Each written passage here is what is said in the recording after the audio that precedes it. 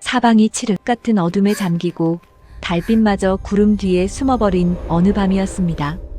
굶주림에 지쳐 쓰러진 한 거지의 눈앞에 달빛보다 더 창백하고 신비로운 여인의 얼굴이 호련히 나타났죠. 그녀가 건넨 따뜻한 밥 한 그릇은 단순한 허기를 채우는 것을 넘어 거지의 기구한 팔자뿐만 아니라 천년을 기다려온 유물의 거대한 운명까지 송두리째 뒤바꿔 놓는 기묘한 시작이었습니다. 과연 그 밤 무슨 일이 벌어진 것일까요? 이 이야기는 조선 숙종 연간 경기도 광주 땅에서 실제로 있었다는 기록이 전해지는 천년 묵은 지네와 한 거지의 밥 한 그릇이 엮어낸 기이하고도 숙명적인 사연입니다. 자, 이제 그 신비로운 이야기 속으로 함께 떠나보실까요? 구독과 좋아요는 이야기를 만들어가는 저에게 큰 힘이 됩니다. 팔봉이라는 이름은 그가 태어난 날 하늘을 수놓던 팔방위의 별들이 약속이라도 한 듯 일제히 빛을 잃고 꺼졌다 하여 붙여진 이름이었습니다. 갓 태어난 아이의 울음소리가 방 안을 채우기도 전 대를 이어 점을 쳐온 노점쟁이는 산모의 얼굴을 보며 차마 내뱉기 힘든 예언을 남겼죠. 이 아이는 날 때부터 만인의 발치에서 밥을 구걸할 팔자를 타고났소. 무엇을 도모하든 모래성처럼 허물어질 것이며 발길 닿는 곳마다 굶주림이 그림자처럼 따라붙을 것이오. 그 저주와도 같은 예언은 단 한치의 오차도 없이 팔봉의 삶을 옥죄어 왔습니다. 팔봉은 본래 총명하여 서당의 훈장조차 감탄할 만큼 글을 익히는 속도가 빨랐으나 큰 꿈을 품고 과거를 보러 가던 길에 산적을 만나 노잣돈은 물론 잊고 있던 도포까지 빼앗기고 말았습니다. 장사를 시작하면 보름도 못 가 원인 모를 불이 나거나 사기를 당해 길거리로 나앉았고 남의 집 일을 거들어주면 꼭 그날 밤 주인이 야반도주를 하여 품삯 한 푼 받지 못하는 기구한 날들이 반복되었죠. 35살이 되던 그의 가을, 팔봉은 자신의 인생에 남은 마지막 조각이었던 초가집마저 불에 타 잿더미가 되는 것을 무력하게 지켜봐야 했습니다. 이제 그에게 남은 재산이라곤 몸에 걸친 누더기 한 벌과 텅 빈 속뿐이었어요. 이제 정녕 하늘이 나더러 굶어 죽으라 명하는구나. 하지만 그런 모진 팔자 속에서도 팔봉의 성품만은 흙 속의 진주처럼 고결했습니다. 자신은 사흘을 굶주려 배가 등에 붙을지언정 길가에서 헐떡이는 떠돌이 개에게 마지막 남은 밥 한 수를 덜어주었고 냇가에서 숨을 헐떡이는 미꾸라지를 발견하면 너희가 무슨 죄가 있겠느냐 살아서 제명을 다하거라 하며 정성껏 물로 돌려보내주곤 했습니다. 어느 늦가을 저녁이었습니다. 사흘째 물 한 모금 넘기지 못한 팔봉은 비틀거리는 걸음으로 깊은 산길을 걷고 있었죠. 설상가상으로 하늘에서는 무정한 장대비가 쏟아지기 시작했고 젖은 누더기는 납덩이처럼 그를 짓눌렀습니다. 이제 정말 끝이구나. 이 차가운 산속이 나의 무덤이 되겠구나. 죽음의 그림자가 눈앞을 가릴 때쯤 숲의 어둠을 뚫고 희미한 불빛 하나가 일렁였습니다.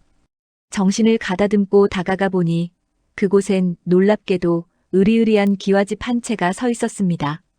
비록 담장은 허물어지고 대문은 삐걱거리며 반쯤 열려 있었으나 그 기품만은 남달랐습니다. 실례하오. 혹시 사람 계시오? 팔봉은 잦아드는 목소리로 물었으나 돌아오는 것은 처마 끝을 두드리는 빗소리뿐이었습니다. 조심스럽게 문지방을 넘자 마당에는 잡초가 무성했고 웅덩이마다 빗물이 고여 적막함을 더했습니다. 그때 사랑채 창호지 너머로 흔들리는 촛불 그림자가 보였고 팔봉이 다가서기도 전에 문이 스르륵 열렸습니다. 그 문틈 사이로 모습을 드러낸 것은 달빛보다 창백하고 고운 안색을 지닌 한 여인이었습니다. 칠흑같이 검은 머리카락이 허리까지 흘러내린 여인은 깨끗한 소복 차림으로 서 있었는데 마치 이 세상에 먼지 한 점 묻지 않은 신비로운 분위기를 자아냈습니다. 여인의 목소리는 낮고 부드러웠으나 어딘가 가슴을 저미는 서글픈 울림이 배어 있었습니다. 들어오시지요.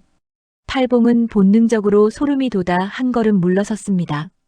이 깊은 산중 황량한 흉가에 홀로 사는 여인이라니. 하지만 그의 몸은 이미 한계에 다다라 있었습니다.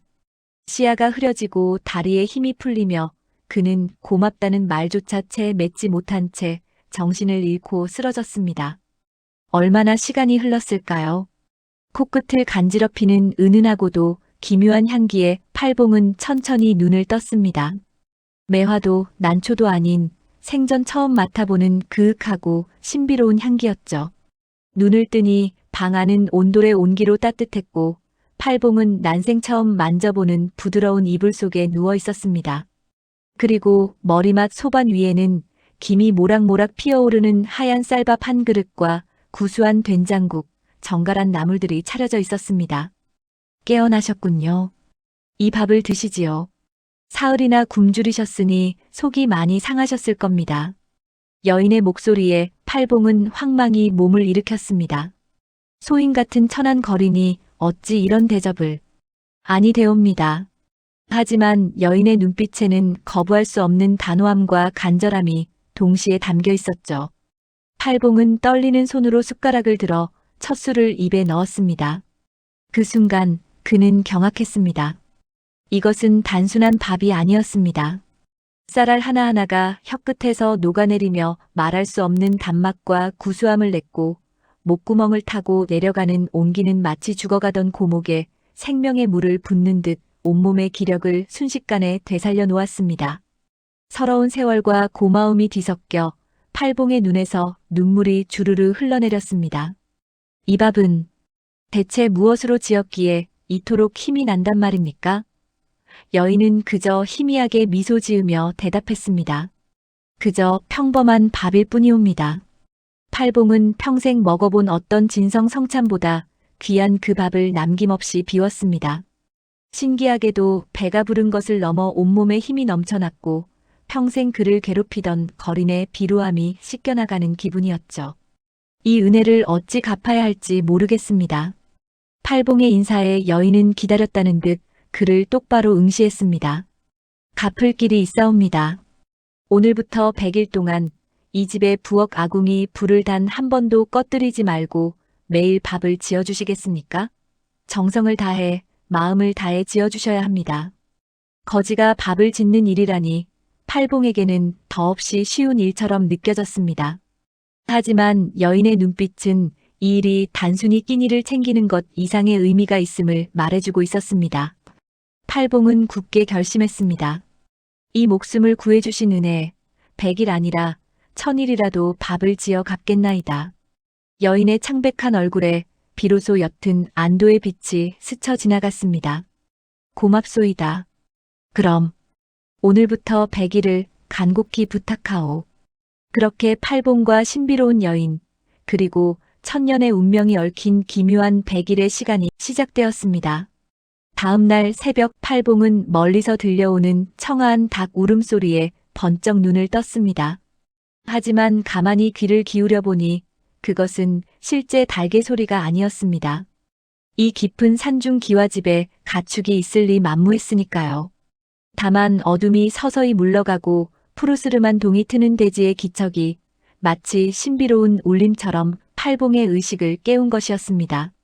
몸을 일으킨 팔봉은 자신의 신체 변화에 경악을 금치 못했습니다. 어제까지만 해도 뼈만 앙상하게 남아 비틀거리던 몸이었는데 이제는 팔다리에 형언할 수 없는 활력이 샘솟고 있었죠. 손바닥을 펴보니 거친 세월에 박혔던 굳은 살 사이로 묘한 생기와 붉은 혈색이 돌고 있었습니다. 그 여인이 건넨 밥 한 그릇이 정녕 범상한 것이 아니었구나. 팔봉은 경외심 어린 마음으로 방문을 열고 마당으로 나왔습니다. 새벽 공기는 차갑게 내려앉아 있었고 어젯밤 장대비에 씻긴 촉촉한 흙냄새가 코끝을 시원하게 자극했습니다. 담장 너머로는 희뿌연 물 한 개가 승천하듯 피어오르고 있었고 멀리서 이름 모를 산새들이 지저귀는 소리가 정막을 깨우고 있었습니다. 팔봉은 곧장 안채 옆에 붙은 부엌으로 향했습니다. 문을 열자 쥐 한 마리 없이 정갈하게 정돈된 부엌이 나타났습니다. 아궁이는 재 하나 없이 깨끗했고 가마솥은 얼마나 정성껏 닦았는지 거울처럼 반들거렸습니다. 부엌 한편에는 정결한 쌀 한 가마니가 놓여 있었고 장독대에는 장과 젓갈들이 가지런히 정리되어 있었습니다. 이 모든 것을 여인 홀로 감당했다는 사실이 믿기지 않았지만 팔봉은 이내 잡념을 떨치고 쌀을 일기 시작했습니다. 그는 여인이 당부한 정성이라는 단어를 가슴에 새기며 쌀을 7번이나 씻었습니다.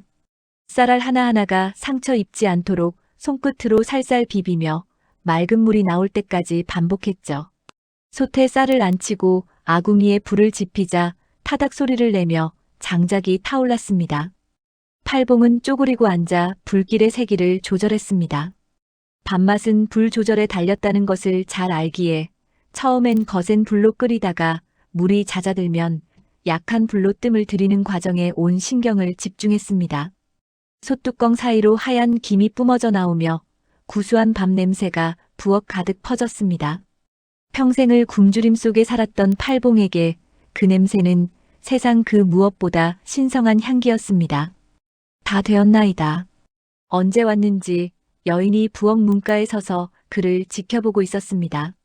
오늘은 하얀 저고리에 옥색 치마를 입고 붉은 댕기로 머리를 단정히 따은 모습이었는데 아침 햇살을 받은 그녀의 자태는 선녀가 강림한 듯 눈부셨습니다. 하지만 팔봉은 감히 눈을 맞추지 못하고 시선을 아래로 두었습니다. 이제 막 뜸이 들었사옵니다. 조금만 기다려 주십시오. 팔봉은 정성껏 지은 고슬고슬한 쌀밥을 소반에 담아 사랑채로 날랐습니다. 여인은 조용히 밥상을 받으며 고맙소이다라고 인사를 건넸습니다. 팔봉이 예의를 갖추려 물러나려 하자 여인은 그를 불러 세워 맞은편에 앉혔습니다. 혼자 먹으라 지은 밥이 아니니 함께 드시오. 거절할 수 없는 기운에 밀려 팔봉은 여인의 맞은편에 앉아 그녀가 직접 퍼준 밥을 받았습니다. 고요한 방 안에는 창호지 너머로 바람이 스치는 소리와 까치 우는 소리만이 들려왔지만 그 침묵은 어색하기보다 말할 수 없는 평온함을 선사했습니다. 여인은 이렇게 정성 어린 밥을 먹어본 것이 얼마만인지 모르겠소라며 그리움 섞인 목소리로 말했습니다. 식사를 마친 여인은 팔봉에게 다시 한번 당부했습니다. 오늘부터 100일 단 하루도 거르지 마시오. 그것만이 나의 유일한 소원이오. 그녀는 이어 이상한 일을 겪더라도 절대 놀라지 말라는 기묘한 경고를 덧붙였습니다. 그저 밥만 지으라는 여인의 간절한 부탁에 팔봉은 묵묵히 고개를 끄덕였습니다. 밤이 깊어 잠자리에 들었을 때 팔봉은 처마 위와 담장 너머로 무언가 거대한 것이 스르륵 기어가는 소리를 들었습니다. 등골이 서늘해지는 기분이었지만 팔봉은 여인의 말을 되새기며 이불을 뒤집어 썼습니다. 100일의 정성, 그것만이 은혜를 갚는 길임을 그는 확신하고 있었습니다. 어느덧 보름이 지났습니다. 팔봉에게 매일 새벽 밥을 짓는 행위는 이제 단순한 노동이 아닌 경건한 의식이 되었습니다. 매 끼니 여인과 마주 앉아 식사를 하며 나누는 짧은 대화들은 팔봉에 굳어있던 마음을 조금씩 녹여주었습니다. 오늘 밥은 장작을 참나무로 바꾸었더니 불기운이 온화해 밥맛이 더 좋을 것입니다. 팔봉의 세심한 배려에 여인의 눈빛은 날이 갈수록 부드러워졌습니다. 팔봉은 밥 짓는 일 외에도 마당에 잡초를 뽑고 허물어진 담장을 흙으로 메우며 대문이 경첩에 기름을 쳤습니다. 왜 그리 애를 쓰시오? 라는 물음에 그는 은혜를 입었으니 당연히 갚아야지요라며 소박하게 답했습니다. 여인은 팔봉의 고통스러운 과거를 들으면서도 비뚤어지지 않은 그의 선한 성품에 감동한 듯 보였습니다. 팔봉은 이제 굶주리지 않고 비바람을 피할 곳이 있으니 이미 큰 복을 받은 것이라며 미소 지었습니다. 여인은 자신이 살기 위해서는 욕심 없이 정성을 다해 지은 밥백 그릇을 먹어야 한다고 말했습니다. 팔봉은 그녀를 구원할 수 있는 유일한 길이 자신의 손에 달려있다는 사실에 무거운 책임감을 느꼈습니다. 소인의 목숨을 다해 밥을 짓겠나이다. 그것이 낭자를 살리는 길이라면 말이옵니다. 팔봉의 진심 어린 맹세에 여인의 눈가에는 맑은 이슬이 맺혔습니다. 어느덧 팔봉이 이 신비로운 기와집에서 밥을 지은 지도 열흘이라는 시간이 흘렀습니다. 이제 팔봉은 새벽 안개가 걷히기도 전에 몸이 먼저 반응하여 자리에서 일어났죠. 정성껏 쌀을 일고 아궁이에 불을 지피며 가마솥 안에서 쌀알이 익어가는 소리에 귀를 기울이는 그 모든 과정은 이제 단순한 가사가 아니었습니다. 그것은 마치 차갑게 식어버린 한 존재의 생명을 억지로 붙잡아두려는 경건한 의식과도 같았습니다. 팔봉의 투박한 손끝에는 어느덧 쌀알의 온기가 배어들었고 부엌에서 피어오르는 하얀 김은 집안의 서늘한 공기를 조금씩 아주 천천히 녹여가고 있었습니다. 매 끼니 팔봉은 여인과 마주 앉아 밥을 먹었습니다. 처음에는 목구멍으로 밥알이 어떻게 넘어가는지도 모를 만큼 어색함에 몸둘바를 몰랐지요. 눈을 마주치는 것조차 황송하여 고개를 숙인 채 수저질 소리만 방 안을 채웠으나 시간이 흐를수록 그 무거운 침묵은 말로 다 못할 편안함으로 변해갔습니다. 어느 날 아침 여인이 정성스레 지어진 밥 한 술을 입에 넣더니 아이처럼 해맑게 미소 지으며 말했습니다. 오늘 밥은 어제보다 훨씬 더 구수하고 달구려. 팔봉은 그 소박한 칭찬에 가슴이 뭉클해져 답했습니다. 장작을 참나무로 바꾸었나이다. 소나무보다 불의 기운이 온화하고 그 속이 깊어 밥맛이 더 진하게 배어난다 하옵니다. 사소한 것 하나까지 정성을 쏟는 팔봉의 태도에 여인의 눈빛은 어느덧 겨울 눈 녹듯 부드러워져 있었습니다. 팔봉의 정성은 부엌 안에서만 머물지 않았습니다. 그는 밥을 짓고 남는 시간에는 마당 구석구석을 살피기 시작했습니다. 돌틈 사이에 억척스럽게 자라난 잡초를 뽑아내고 처마 밑에 수북이 쌓여 바람에 뒹굴던 낙엽들을 정갈하게 쓸어냈습니다. 비바람에 허물어진 담장을 진흙을 이겨 꼼꼼히 메우고 여닫을 때마다 흉물스러운 소리를 내던 대문의 경첩에는 정성껏 기름을 쳤죠. 왜 이리 스스로 고생을 사서 하시오? 그저 밥만 거르지 않고 지어주면 충분한 것을. 여인의 걱정 어린 물음에 팔봉은 그저 소박하게 웃으며 대답했습니다. 목숨을 구한 은혜를 받았으니 마땅히 몸으로라도 갚아야지요. 밥을 짓는 것만으로는 제 마음이 다 차지 않사옵니다. 그 진심 어린 말에 여인은 대답 대신 긴 한숨을 내뱉으며 고개를 돌렸습니다. 그 눈시울이 가늘게 떨리고 있다는 것을 팔봉은 눈치채지 못했습니다. 어느 늦은 저녁 창밖의 어둠이 잉크를 풀어놓은 듯 짙어질 무렵 여인이 먼저 조심스럽게 입을 열었습니다. 그대는 도대체 무엇 때문에 그리 모진 세월을 굶주림으로 견디며 사셨소? 팔봉은 잠시 지난날에 비루했던 기억을 되새기다 담담히 털어놓았습니다. 소인은 날 때부터 거린 팔자를 타고났나이다. 무엇을 해도 모래성처럼 무너지고 어디를 가도 문전박대를 당하는 것이 제 운명이옵니다. 여인은 믿기 힘들다는 듯 그를 바라보았습니다. 팔봉은 이어 말했습니다. 하오나 이제는 그 모진 운명조차 다 지나간 일 같습니다. 이렇게 매일 따뜻한 밥을 먹고 비바람을 피할 곳이 있으니 소인은 이미 과분한 복을 받은 것이옵니다. 여인은 오랫동안 팔봉을 응시했습니다. 그녀의 눈동자 속에는 수천 년의 세월이 담긴 듯한 깊은 슬픔과 함께 팔봉을 향한 기이한 경외심이 교차했습니다. 그대는 참으로 기이한 사람이요. 그 모든 풍파 속에서도 마음이 한 점 비뚤어지지 않았으니 말이오. 대개 사람은 고통을 받으면 독이 오르고 세상을 향한 원망이 쌓이기 마련인데 팔봉은 여전히 들꽃처럼 순박한 본성을 간직하고 있었던 것이죠. 팔봉은 오히려 여인의 슬픈 눈빛이 마음에 걸려 조심스레 물었습니다. 낭자께서는 어찌하여 이 적막한 산중에 홀로 계시는지요? 가족은 어디에 계십니까? 여인은 잠시 침묵하다 창밖으로 떠오르는 보름달을 아련하게 바라보았습니다. 나는 기다리고 있소. 천년을 기다려온 바로 그 정해진 날을 말이오. 천년이라는 말에 팔봉은 가슴 한쪽이 서늘해졌지만 더는 깊이 묻지 않았습니다. 여인은 그날이 오기 전 욕심 없는 이가 지어준 정성스러운 밥 100그릇을 먹어야만 자신이 고통스러운 업보에서 벗어나 살 수 있다고 고백했습니다. 팔봉은 그녀를 구할 수 있는 유일한 열쇠가 자신의 투박한 손끝에 달려있다는 사실에 무거운 사명감을 느꼈습니다. 소인의 목숨을 다해 밥을 짓겠나이다. 그것이 낭자를 살리는 유일한 길이라면 100일이 아니라 평생이라도 지어 올리겠나이다. 여인의 눈가에 맺힌 맑은 이슬이 달빛을 바다보석처럼 반짝였습니다. 그날 밤 팔봉은 또다시 기이한 소리를 들었습니다. 처마 위를 거대한 구렁이라도 지나가는 듯 스스륵, 스스륵 하며 기와를 긁는 소름 끼치는 소리였죠. 어둠 속에서 번뜩이는 거대한 무언가의 눈동자가 창호지 너머로 비치는 듯 했습니다. 그리고 아주 낮게 짐승의 울음소리 같기도 하고 여인의 흐느낌 같기도 한 소리가 바람결에 실려왔습니다. 팔봉은 공포에 질려 이불을 뒤집어 쓰면서도 두 손을 모아 간절히 빌었습니다. 부디 그 정해진 날이 무사히 오기를, 그래서 저 가련한 여인이 알 수 없는 고통으로부터 영원히 해방되기를 말입니다. 어느덧 한 달이 지났습니다.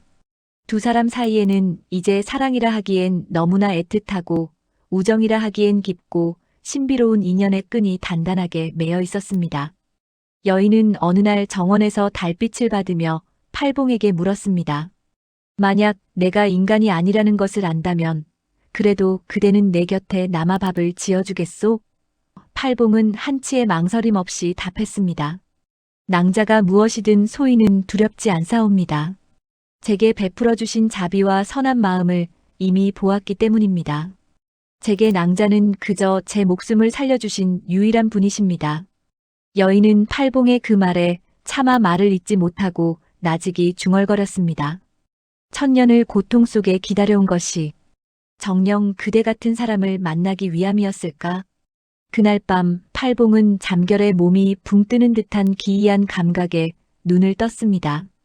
방 안에는 형언할 수 없는 서늘한 기운이 가득했고 열린 문틈 사이로 비쳐든 달빛 아래 여인이 서 있었습니다. 그런데 그녀의 뒷모습이 어딘가 기괴했습니다. 그녀의 소복 아래로 수십 개의 가느다란 발들이 그림자처럼 꿈틀거리는 것 같았고 등 뒤로는 거대한 진의 형상이 안개처럼 피어오르고 있었죠. 팔봉의 심장은 멎을 듯 뛰었지만 그는 비명을 지르는 대신 입술을 꽉 깨물었습니다. 여인은 천천히 고개를 돌려 팔봉을 바라보았습니다. 그녀의 눈동자는 이미 인간의 것이 아니었습니다. 세로로 찢어진 황금빛 눈동자가 어둠 속에서 번뜩였고 입술 사이로 날카로운 동리가 살짝 고개를 내밀었죠. 하지만 그 무시무시한 요물의 얼굴에서 팔봉이 본 것은 자신을 해치려는 사리가 아니었습니다. 그것은 천년이라는 기나긴 세월 동안 외로움과 갈망에 찌든 한 존재의 처절한 슬픔이었습니다. 여인은 자신의 흉측한 정체를 들켰다는 수치심에 몸을 떨며 다시 어둠 속으로 숨어들려 했습니다. 그때 팔봉이 떨리는 목소리로 그녀의 옷자락을 붙잡았습니다. 낭자, 가지 마십시오. 무엇이 두려워 피하려 하십니까? 제 눈에는 그저 저를 살려주신 고마운 분일 뿐입니다. 그 말에 여인의 살벌했던 기운이 일순간 무너져 내렸습니다. 요물의 형상은 안개처럼 흩어지고 다시 가련한 소복 차림의 여인으로 돌아온 그녀는 팔봉의 무릎에 얼굴을 묻고 흐느끼기 시작했습니다. 그때 소란을 들은 여인이 안채에서 천천히 모습을 드러냈습니다. 직관은 그녀를 보는 순간 눈빛이 형언할 수 없는 탐욕과 경계심으로 번득였습니다. 오, 이런 깊은 산중에 약속된 100일 중 60 날이 되던 날이었습니다. 팔봉이 평소처럼 부엌에서 고슬고슬한 쌀밥을 짓기 위해 아궁이 앞에 앉아 있을 때 정막을 깨는 거친 대문 두드림 소리가 들려왔습니다. 문 좀 여시오. 안에 사람 없소? 굵직하고 거친 남자의 목소리였습니다. 팔봉이 의아해하며 나가보니 남루한 도포를 걸친 중년 남자가 서 있었습니다. 그의 허리에는 낡은 나침반인 패철과 기묘한 부적 주머니가 대렁거리고 있었고 손에는 오랜 세월의 흔적이 묻은 지팡이가 들려 있었습니다. 영락없는 직관의 차림새였죠. 누구시오? 이 깊은 산골까지 어인일이오? 팔봉이 묻자 직관은 대답 대신 날카로운 눈빛으로 집 주변의 산새와 집터의 형세를 훑어내렸습니다. 나는 이 고을에서 이름난 직관 박철산이라 하오. 명당의 혈자리를 찾아 이 산을 넘다가 이 집의 기운을 보고 도저히 그냥 지나칠 수 없어 들렀소. 직관은 침을 꿀꺽 삼키며 덧붙였습니다. 이 집터가 참으로 범상치 않소이다. 뒤로는 주산이 병풍처럼 둘렀고 앞으로는 물이 흐르는 전형적인 배산 임수의 명당인데 그 기운이 마치 살아 꿈동치는 용과 같소. 그때 소란을 들은 여인이 안채에서 천천히 모습을 드러냈습니다. 직관은 그녀를 보는 순간 눈빛이 형언할 수 없는 탐욕과 경계심으로 번득였습니다. 오, 이런 깊은 산 중에 이토록 빼어난 미색이 살고 있다니. 직관의 음흉한 시선에 여인은 차가운 목소리로 무슨 일로 오셨나이까라고 물었습니다. 직관은 패처를 꺼내 이리저리 방향을 재더니 돌연 얼굴이 흑빛이 되어 뒷걸음질을 쳤습니다. 이것이 이럴 수가. 이 땅 밑에. 당신 정체가 무엇이오? 사람이 아니구려. 순간 마당의 공기가 얼어붙듯 차갑게 식었습니다. 직관은 지팡이로 땅을 힘껏 짚으며 소리쳤습니다. 이 젊은이 속고 있는 것이오. 이 여인은 사람이 아니라 천년을 묵은 유물이오. 내 패철이 가리키는 바가 분명하오. 이 땅 밑에는 엄청난 연기를 지닌 요물이 웅크리고 있고 이 여인은 그 화신일 뿐이란 말이오. 팔봉이 당황하여 여인을 돌아보자 여인은 아무 말 없이 고개를 숙인 채 서 있었습니다. 창백한 그녀의 안색은 달빛보다 더 하얗게 질려 있었죠. 직관은 멈추지 않고 팔봉의 어깨를 잡아채며 속삭였습니다. 젊은이, 그 밥이 당신의 수명을 갉아먹는 독약인 줄도 모르고 당신이 정성 들여 지은 밥 한 그릇마다 당신의 목숨 하루가 저 요물에게 넘어가고 있단 말이오. 100일이 되면 당신은 빈 껍데기가 되어 죽을 것이고 저 요물은 당신의 정기를 빨아 승천하겠지. 그 말에 팔봉은 가슴이 철렁했습니다. 낭자, 그것이 정말 사실이옵니까? 여인은 대답 대신 굵은 눈물방울을 떨어뜨렸습니다. 직관은 탐욕스러운 미소를 지으며 제안했습니다. 나와 함께 이 요물을 처치합시다. 천년 묵은 금빛 대진의 연기를 얻는다면 내 직관으로서 최고의 명성을 얻을 것이고 당신의 목숨도 구할 수 있소. 하지만 팔봉은 직관의 손을 차갑게 뿌리쳤습니다. 내일 대답하겠소. 지금은 돌아가 주시오. 직관은 혀를 차며 사라졌고 마당에는 오직 두 사람과 처절한 정막만이 남았습니다. 팔봉은 조용히 떨고 있는 여인의 손을 잡았습니다. 여인은 흐느끼며 진실을 털어놓았습니다. 자신이 천년 묵은 지내인 것은 사실이나 팔봉의 수명을 빼앗은 적은 단 한 번도 없다고 말이죠. 오히려 팔봉이 지어준 밥은 여인의 연기를 그에게 나누어 주어 그를 더욱 건강하게 만들고 있었습니다. 하지만 낭자, 보여주시겠소? 낭자의 진짜 모습을 말이오. 팔봉의 간곡한 부탁에 여인은 사흘 뒤 100일이 되는 날 모든 것을 보여주겠노라 약속했습니다. 팔봉, 그대가 내 곁을 떠나지 않기를 바라오. 하지만 원한다면 막지는 않겠소. 팔봉은 대답 대신 묵묵히 부엌으로 향했습니다. 저녁 밥을 지어야 하옵니다. 아직 40일이 더 남았사옵니까? 그의 담담한 뒷모습을 보며 여인은 안도와 슬픔이 섞인 눈물을 훔쳤습니다. 그날 밤 팔봉은 천년 묵은 지내라는 무서운 정체보다 지난 60일 동안 함께 나눈 따뜻한 밥상과 그들의 침묵 속에 흐르던 평온함을 떠올렸습니다. 요물의 모습 뒤에 숨겨진 것은 사리가 아니라 누군가의 따뜻한 온기를 갈구하는 지독한 외로움이었다는 것을 그는 본능적으로 알고 있었습니다. 팔봉은 장작을 더 깊숙이 밀어넣으며 다짐했습니다. 100일을 기필코 채우리라. 낭자가 요물이든 흉물이든 나를 살려준 은혜와 우리가 나눈 약속은 변하지 않는다. 창밖에는 직관이 말했던 금빛 대진의 그림자가 처마 끝에 길게 늘어지는 듯 했지만 팔봉은 더 이상 두려워하지 않았습니다. 그것은 이제 그에게 무서운 괴물이 아니라 지켜주어야 할 가련한 인연의 다른 모습일 뿐이었습니다. 약속된 61번째 날이 저녁이 찾아왔습니다. 붉은 노을이 채 가시기도 전 탐욕에 찌든 직관 박철산이 다시 대문을 박차고 들어왔습니다. 그의 손에는 정체 모를 누런 부적과 황토 가루가 든 주머니가 들려 있었죠. 어떻소? 결정을 내렸소. 저 요물의 정기를 마시고 빈 껍데기가 되어 죽을 텐가 아니면 나와 함께 대업을 도모할 텐가. 지관의 다급한 물음에 팔봉은 한치의 망설임 없이 대문 앞을 가로막았습니다. 소인은 이곳에 남겠나이다. 낭자께서 요물이든 무엇이든 제게는 생명의 은인이실 뿐입니다. 이 어리석은 놈, 정녕 제 발로 저승길을 가겠다는 말이냐? 지관의 얼굴이 험악하게 일그러졌습니다. 그는 소매에서 붉은 글씨가 쓰인 부적을 꺼내들며 팔봉을 위협했습니다. 그렇다면 내 방해하는 너부터 처단하고 저 요물을 잡아내겠다. 지관이 주문을 외우며 부적을 던지려는 찰나 안채의 문이 거칠게 열리며 여인이 나타났습니다. 그녀의 주변으로는 평소와 다른 서늘하고도 압도적인 기운이 소용돌이치고 있었죠. 그만두시오. 인간의 탐욕이 이리도 깊을 줄이야. 여인의 목소리는 얼음장처럼 차가웠으나 그 안에는 천년의 수행이 담긴 위엄이 서려 있었습니다. 오, 드디어 본색을 드러내는구나. 요물아, 이 박철산의 법력을 받아라. 지관이 비릿한 미소를 지으며 황토 가루를 뿌리고 거친 주문을 을조리기 시작했습니다. 순간 고요하던 산속에 광풍이 몰아쳤습니다. 나무들이 비명을 지르며 흔들렸고 하늘은 순식간에 먹구름에 덮여 암흑으로 변했습니다.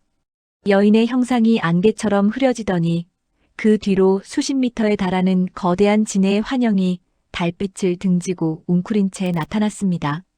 지관은 그 압도적인 기세에 눌려 뒷걸음질을 치며 주저앉았습니다. 이럴 수가.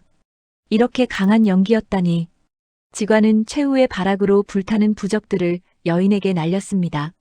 하지만 그 부적들은 여인의 몸에 닿기도 전에 보이지 않는 벽에 막혀 한 줌의 재가 되어 흩어지고 말았죠. 여인이 한 걸음 다가서자 땅이 울렸고 지관은 공포에 질려 사시나무 떨듯 떨었습니다. 나는 천년을 인내하며 수행한 존재여. 그대 같은 속된 인간의 얄팍한 술법으로 어찌할 수 있는 존재가 아니란 말이오. 떠나시오. 만약 다시 이 집의 정막을 깨뜨린다면 그땐 그대의 명줄이 이곳에서 끊어질 것이오. 여인의 황금빛 눈동자가 어둠 속에서 번뜩이자 지관은 기어가다시피 하며 산 아래로 도망쳤습니다.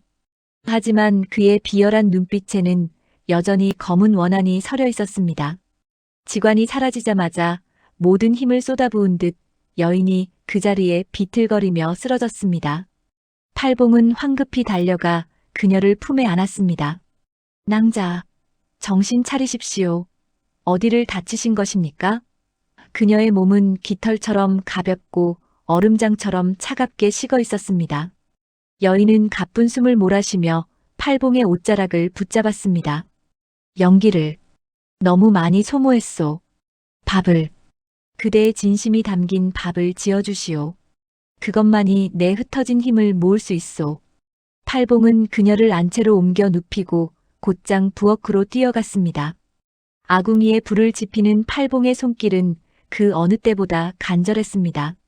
그는 쌀을 씻는 물소리에도 장작이 타는 소리에도 자신의 온 영혼을 담아 기도했습니다. 부디 낭자께서 무사하시기를. 저를 위해 소중한 연기를 쓰셨으니 제 정성이 그녀를 다시 일으켜 세우기를. 평소보다 더 정성을 들여 지은 밥을 가지고 방으로 들어갔을 때 여인은 여전히 창백한 얼굴로 가느다란 한숨을 내쉬고 있었습니다. 팔봉이 직접 밥을 떠먹여 주려 하자 여인은 떨리는 손으로 직접 숟가락을 들었습니다. 밥 한 술이 그녀의 입으로 들어가는 순간 기적처럼 여인의 얼굴에 엷은 혈색이 돌기 시작했습니다. 이 밥은 전에 먹던 것과 다릅니다. 더 따뜻하고 더 깊은 진심이 느껴지는구려. 여인의 눈에서 맑은 눈물이 흘러 밥사발로 떨어졌습니다. 팔봉은 고개를 깊이 숙이며 답했습니다.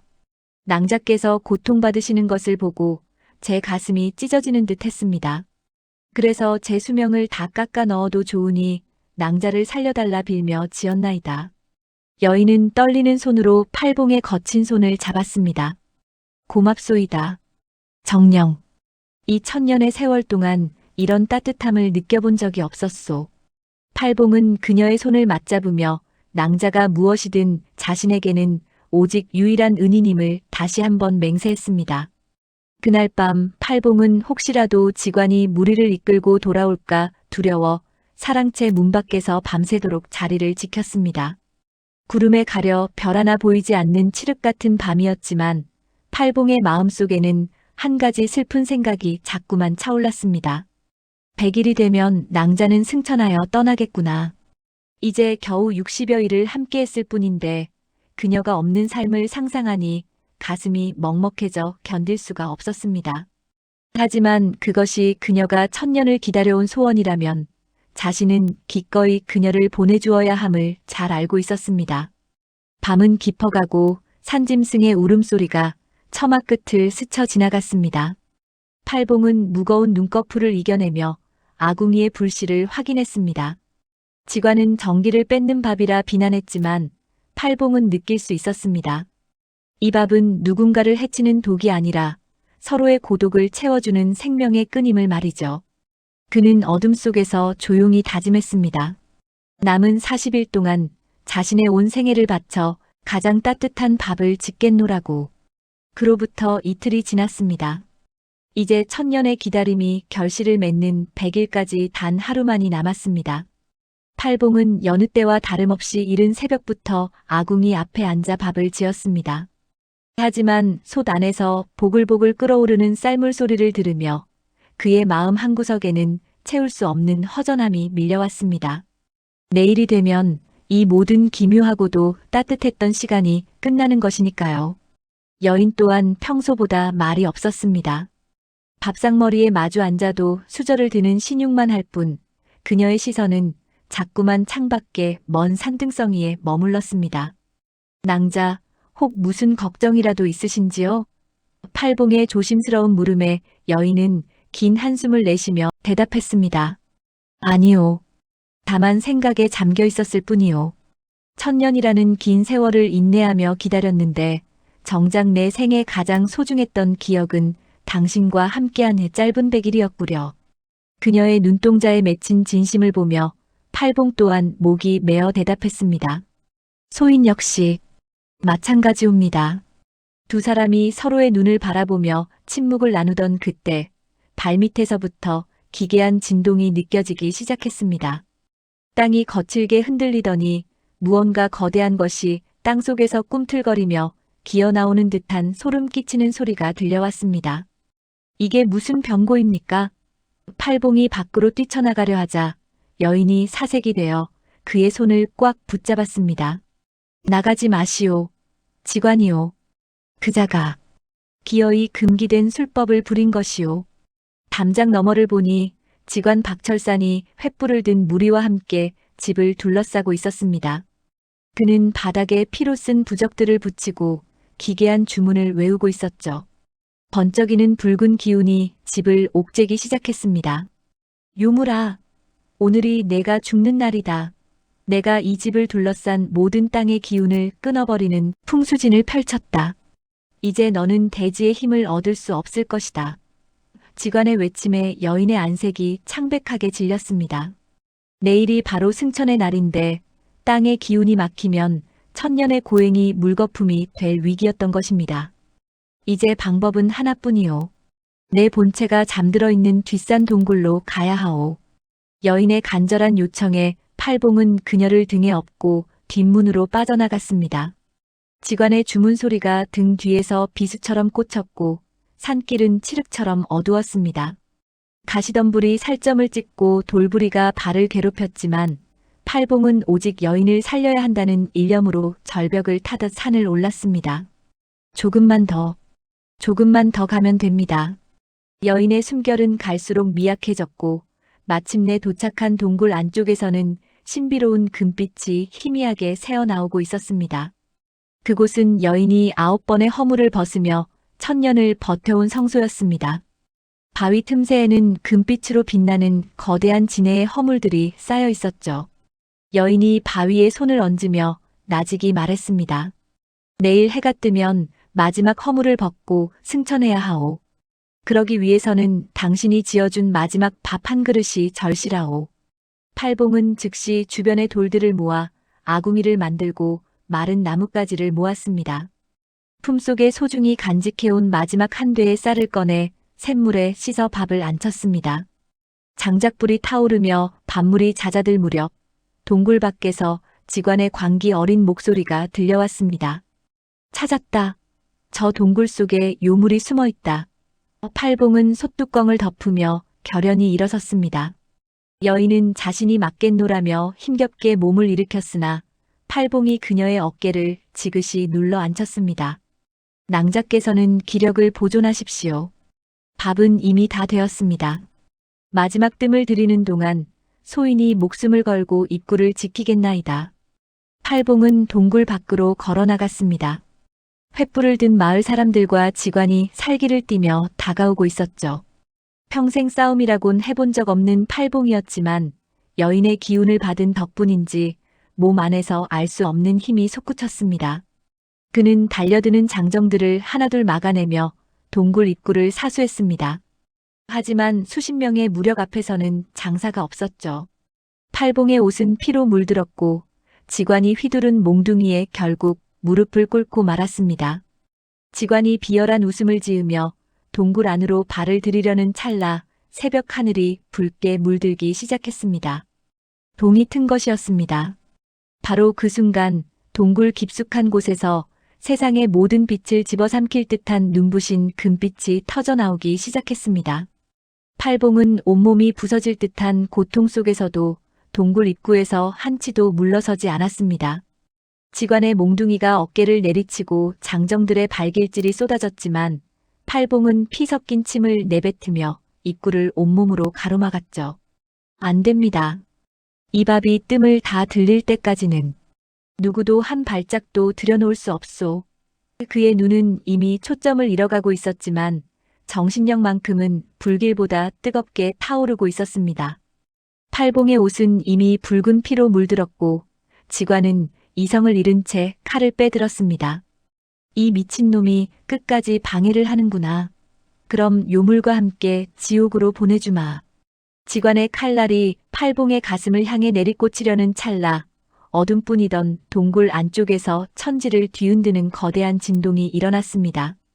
그리고 솥뚜껑 사이로 뿜어져 나온 하얀 김이 순식간에 눈부신 황금빛 안개로 변하더니 동굴 밖으로 폭풍처럼 쏟아져 나왔죠. 그 빛은 직관의 눈을 멀게 할 만큼 강렬했고 가슴을 짓누르던 직관의 흉측한 주술들을 단번에 정화해버렸습니다. 팔봉은 그 빛 속에서 보았습니다. 자신이 지은 마지막 밥 한 그릇이 황금색 연기로 변해 여인의 몸속으로 스며드는 것을요. 여인은 이제 사람이 아닌 거룩하고도 거대한 승천의 용으로 변해가고 있었습니다. 동굴 입구에서 터져나온 눈부신 금빛은 칠흑 같던 새벽을 단숨에 몰아내고 온 산을 찬란하게 물들였습니다. 그 위엄서린 빛에 눈이 멀 듯한 마을 사람들은 비명을 지르며 뒤로 물러섰고 횃불은 힘없이 사그라들었습니다. 그때 동굴 깊숙한 곳에서부터 땅을 울리는 거대한 소리가 들려왔습니다. 스스륵, 스스륵. 기와를 긁는 소리가 아닌 거대한 산맥이 몸을 뒤척이는 듯한 웅장한 소리였죠. 피투성이가 된 채 쓰러져 있던 팔봉이 간신히 고개를 들었습니다. 동굴의 어둠을 헤치고 모습을 드러낸 것은 길이가 10장은 좋게 넘어 보이는 거대한 지네였습니다. 수천 장의 금박을 입힌 듯 온몸이 찬란한 금빛으로 번뜩였고 수백 개의 다리가 일사불란하게 움직일 때마다 동굴 바닥의 바위들이 가루가 되어 흩어졌습니다. 머리 위로 솟은 두 개의 더듬이에서는 신비로운 푸른 불꽃이 일렁이며 공기를 태웠고 거대한 눈동자는 세상을 굽어보는 신의 그것처럼 신비로웠습니다. 저것이 정령 천년 묵은 금빛 대지네로구나. 마을 사람들은 혼비백산하여 산 아래로 도망쳤지만 탐욕의 눈이 먼 직관 박철삼만은 제 자리를 지켰습니다. 아니, 도망칠 수 없었다는 편이 옳겠지요. 그는 그 엄청난 영물을 보면서도 오직 저것을 손에 넣어 1인자가 되겠다는 욕망에 사로잡혀 있었습니다. 천년의 연기, 저것만 내 것으로 만든다면 나는 신선이 될 수 있다. 직관은 마지막 남은 비장의 혈부를 꺼내 진해를 향해 던졌습니다. 하지만 진해의 몸에서 뿜어져 나온 금빛 연기의 부적은 닿기도 전에 제가 되어 흩날렸습니다. 안 돼. 이럴 순 없어. 지관이 다시 주문을 외우려는 순간 거대한 진해가 전광석화처럼 움직였습니다. 그 거대한 몸체가 지관을 순식간에 휘감았고 지관은 비명 한마디 지르지 못한 채 흔적도 없이 사라져버렸습니다. 악행과 탐욕의 끝은 그렇게 허무한 소멸이었습니다. 모든 소란이 잦아들고 동굴 앞에는 기묘한 고요함이 내려앉았습니다. 거대한 진해가 천천히 고개를 돌려 팔봉을 내려다보았습니다. 팔봉은 조금도 두렵지 않았습니다. 그 거대한 황금빛 눈 속에서 그는 오랫동안 자신을 돌봐주던 여인의 깊은 슬픔과 애틋함을 보았기 때문입니다. 낭자. 팔봉이 나직이 부르자 진해의 입에서 귀에 익은 여인의 목소리가 들려왔습니다. 밥은 다 되었소? 팔봉은 눈물을 닦으며 대답했습니다. 예. 이제 막뜸이 다 들었나이다.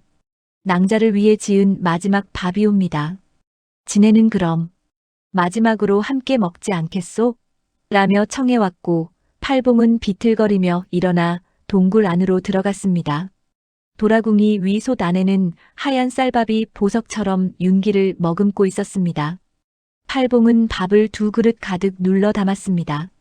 한 그릇은 자신이 들고 다른 한 그릇은 제단 같은 바위 위에 정성껏 올려두었죠. 진해가 바위 위에 밥을 향해 고개를 숙이고 향기를 맡는 순간 기적이 일어났습니다. 밥그릇에서 뿜어져 나온 순수한 정성이 진해의 거대한 몸을 감싸 안더니 이내 눈부신 빛의 기둥으로 변의 동굴 전체를 가득 채웠습니다. 팔봉이 눈을 가렸다 떴을 때 그곳에는 다시 소복 차림의 여인이 서 있었습니다. 하지만 이전과는 달랐습니다. 온몸에서는 은은한 신성한 빛이 흘러나왔고 그녀의 안색은 생기를 넘어 고귀한 기운으로 가득 차 있었습니다. 고맙소이다, 팔봉. 그대 덕분에 나는 마침내 이 비천한 몸을 벗고 승천할 수 있게 되었소. 이제 정말 떠나시는 것이오? 팔봉의 물음에 여인은 슬프지만 단호하게 고개를 끄덕였습니다. 해가 완전히 떠올랐소. 이제는 이 땅의 인연을 뒤로하고 하늘로 돌아갈 시간이라오. 그녀는 팔봉의 손에 자신의 몸에서 떨어진 금빛 비늘 하나를 쥐어주었습니다. 그것은 곧 작은 주머니로 변했죠. 이것을 가지면 그대는 평생 부귀영화를 누릴 것이오. 또한 이 동굴은 천년의 연기가 스며든 천하제일의 명당이 되어 그대의 가문을 지켜줄 것이오. 여인은 팔봉의 뺨을 부드럽게 어루만졌습니다. 하지만 무엇보다 그대와 함께한 200일이 내 천년의 세월보다 더 소중했음을 잊지 마시오. 여인이 뒤로 물러서자 그녀의 몸이 다시 한번 찬란하게 빛나더니 이번에는 진해가 아닌 웅장한 금빛 용의 형상으로 변했습니다. 용은 동굴 천장을 뚫고 구름 위로 솟구쳐 올랐습니다. 팔봉은 쏟아지는 돌가루 속에서도 하늘 높이 올라가는 금빛 용을 향해 절을 올렸습니다. 안녕히 가시옵소서 낭자. 부디 하늘에서 평안하시옵소서.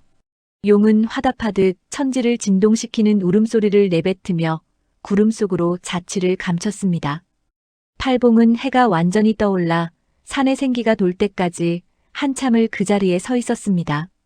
손에 쥔 주머니를 열어보니 그 안에는 아무리 꺼내도 마르지 않는 신비한 금덩이가 가득했습니다. 하지만 팔봉은 기쁘지 않았습니다. 부귀영화가 무슨 소용이요. 낭자가 곁에 없는데. 그는 허탈한 마음으로 산을 내려왔습니다. 기묘했던 기와집은 온데간데 없이 사라지고 그 자리에는 푸른 풀이 돋아난 너른 벌판과 맑은 샘물이 솟아나고 있었습니다. 마치 그 모든 일이 꿈이었던 것처럼 말이죠. 하지만 팔봉의 가슴속에 남은 온기와 손에 든 주머니는 그 100일의 시간이 정녕 실제했음을 증명하고 있었습니다. 그로부터 어느덧 10년이라는 장구한 세월이 흘렀습니다. 팔봉은 승천한 여인이 남겨준 신비로운 주머니 속 금으로 조선 최고의 부자가 되었습니다. 하지만 그는 그 재물을 자신의 영달만을 위해 쓰지 않았습니다. 여인이 본체로 머물던 뒷산 동굴 자리에 정성껏 선영을 조성했는데 직관의 말대로 그곳은 천하제일의 명당이었기에 팔봉의 가문은 손대는 일마다 번성하며 대대로 복을 누리게 되었습니다. 그러나 남부러울 것 없는 불을 거머쥐었음에도 팔봉은 끝내 장가를 들지 않았습니다. 내로라 하는 가문의 규수들이 중매를 자처하며 문턱이 닳도록 드나들었지만 그는 그때마다 인자한 미소로 고개를 저었습니다. 소인의 마음은 이미 저 먼 하늘에 닿아 있사옵니다. 이승의 인연은 이미 100일의 밥으로 충분하나이다. 사람들은 그를 괴짜라 부르며 의아해했지만 팔봉의 고결하고 청렴한 품성만은 온 나라가 인정하지 않을 수 없었죠. 그는 자신의 막대한 재산을 굶주린 이들을 돕는데 아낌없이 쏟아부었습니다. 전국 방방곡곡에 휴령청을 세워 배고픈 이들에게 따뜻한 밥을 나눠주고 갈 곳 없는 노인들과 아이들에게 머물 집을 지어주었습니다. 어찌하여 피 같은 재산을 이리도 허투루 쓰십니까? 라고 묻는 이들에게 팔봉은 담담히 말했습니다. 소인 역시 한때 굶주림의 길가에 쓰러졌던 미천한 거지였소. 그 지옥 같은 고통을 직접 겪어본 자가 어찌 남의 아픔을 모른 척할 수 있겠소? 그의 이러한 선행은 마침내 임금의 귀에까지 닿았고 팔봉은 정승의 반열에 올라 나라의 큰 기둥이 되었습니다. 하지만 정승이 된 후에도 그의 일상은 변함이 없었습니다. 매일 아침 동이 트기도 전에 일어나 손수 하얀 쌀밥을 지었죠. 그리고 그 밥 한 그릇을 정성껏 들고 뒷산 선영으로 향했습니다. 낭자, 오늘도 잊지 않고 밥을 지어왔나이다. 산들바람이 불어와 그의 도포 자락을 스치면 팔봉은 환청인 듯 그리운 여인의 목소리를 듣곤 했습니다. 고맙소이다, 팔봉. 참으로 따뜻한 향기구려.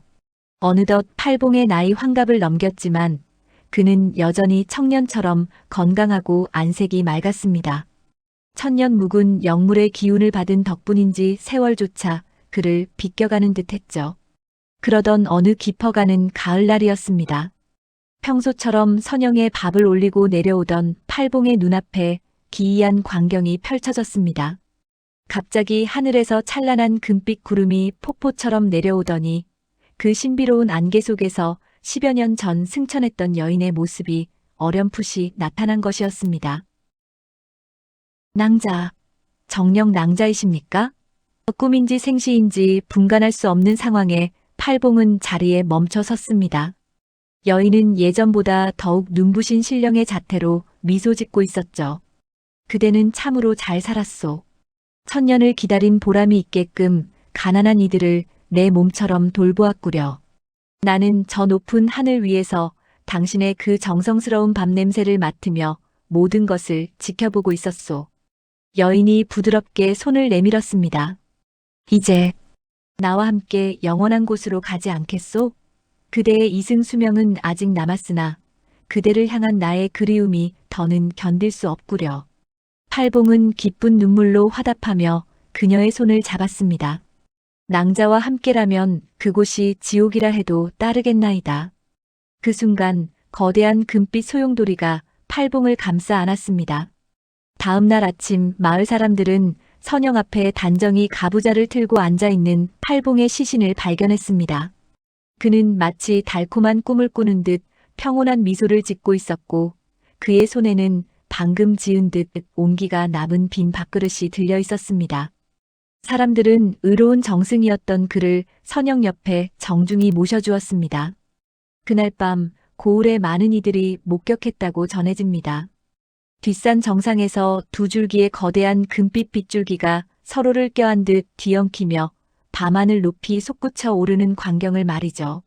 마치 두 마리의 용이 함께 승천하는 듯한 그 장엄한 모습에 사람들은 무릎을 꿇고 절을 올렸습니다. 그 후로 사람들은 그 산을 용이 승천한 산이라 하여 승천산이라 불렀고 팔봉의 묘를 의인의 묘라 칭하며 대대로 보존했습니다. 지금도 가을밤이면 승천산 자락에서 은은한 금빛 서기가 서린다고 합니다. 그것은 팔봉과 여인이 여전히 함께하며 세상을 돌보고 있다는 증거이기도 하죠. 천년을 기다린 요물의 슬픈 업보가 이름 없는 거지의 따뜻한 밥 한 그릇으로 치유되어 마침내 영원한 사랑으로 완성된 것입니다. 오늘 들려드린 이야기는 조선시대의 은밀한 기록인 옛 야설의 줄기에 작가의 상상력을 더해 현대적인 감각으로 재구성한 것임을 말씀드리며 더 재밌는 이야기로 다음 시간에 찾아뵙겠습니다. 오늘의 이야기는 여기까지입니다. 혼자 알기엔 너무나 아까운 조선의 진짜 재미있는 이야기 보따리를 다음 시간에 다시 풀어보겠습니다. 그때까지 행복하세요.